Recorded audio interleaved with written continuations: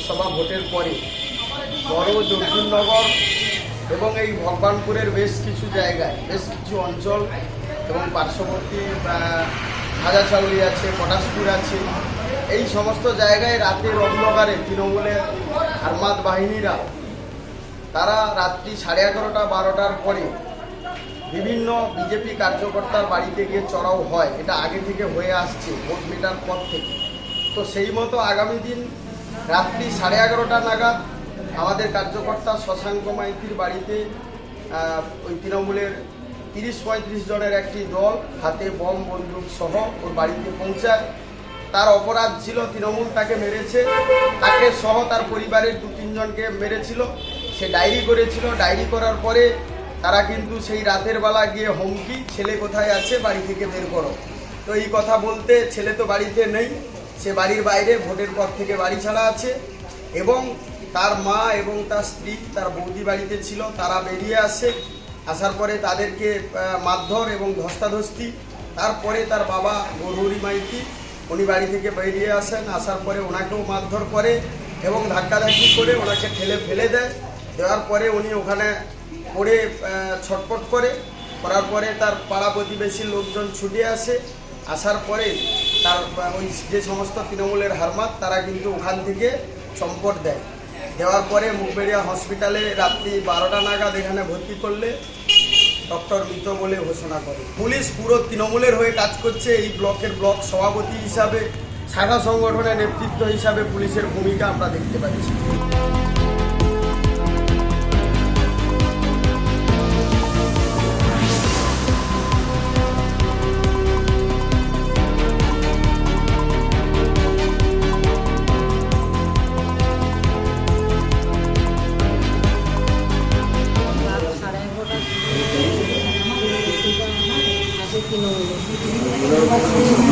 এসে করে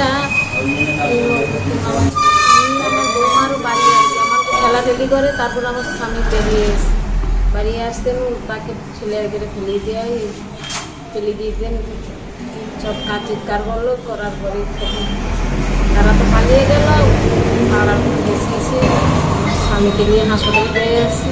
তারপরে আমি অসুস্থ বলে আর আমাকে নিয়ে আসি। কি দিয়ে মেরেছে? বোম আসলো আর বন্দুক আসলো, বোম বন্দুক হিসাবে আমাদের। কারা ছিল চেনেন আপনি? 2-1 লোককে চিনি, কিন্তু বেশি লোককে চিনতে পারি রাখতে। তো হ্যাঁ, আমাদের মারধরও করেছে, আমাদের এদের করেছে। আমরা বলছি প্রতিবাদ করো। রাত্রে প্রত্যেক দিন রাত্রে হামলা হচ্ছে বাড়িতে ছেলে মেয়েদের নিয়ে থাকতে প্রচুর কষ্ট হচ্ছে। তাদের জন্য আমরা জানাচ্ছি আমাকে। ওরা সঙ্গে কি নিয়ে এসেছিল? সঙ্গে বোম এসলো, বন্ধু নিয়ে এসলো। শ্বশুরমশাই ছাড়াতে গেছে। হ্যাঁ, শ্বশুরমশাই ছাড়াতে গিয়ে শ্বশুরমশাইকে ঠেলে দিতে শ্বশুরমশাই পড়ে যান আমার নিচে, পড়ে থেকে ছটকাতে থাকে। বাড়িতে সকলকে ডাকাডাকি করতে আমাদের বাড়িতে সকলেও আসে, গিয়ে নিয়ে যেতে হাসপাতালে নিয়ে এলে হাসপাতালে বললো মারা গেছে। আপনাদেরও মারধর করেছে? আমাকে মারধর করেছে। কারা করেছে? ওই যে দল জানিয়ে এসেছে বাড়িতে হামলা। কারা? তৃণমূলের লোক?